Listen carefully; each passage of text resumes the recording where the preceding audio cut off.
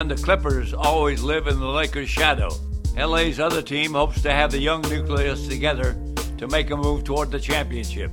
The star of the show will be point guard Chris Paul. But no matter what Paul does in the NBA, it will be hard to top one special performance he had in high school. It's a story we brought you a few years ago.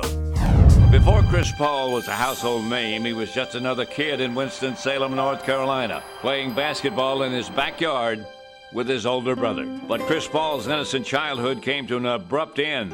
During the fall of his senior year at West Forsyth High School, Paul learned that his grandfather had been murdered outside his home.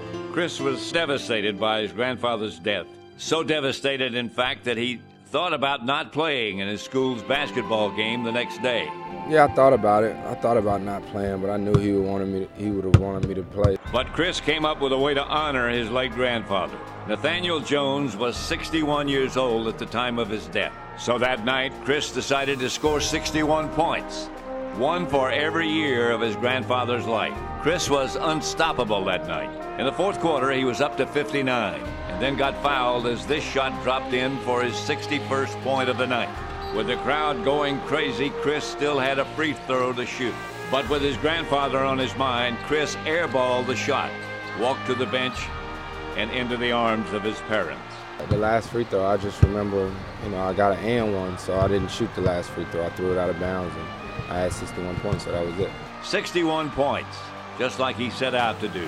61 for every year of his grandfather's life. Chris Paul went on to become an NBA lottery pick, an MVP candidate, and a gold medal winner.